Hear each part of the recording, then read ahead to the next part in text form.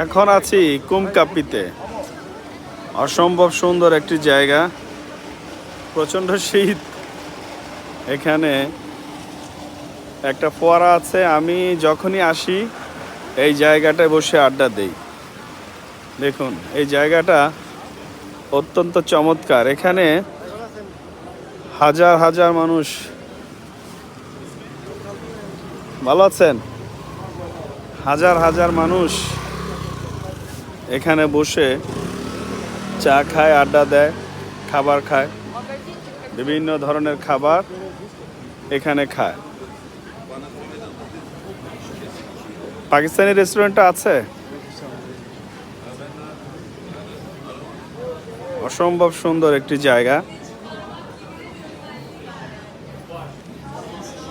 দেখুন মানুষ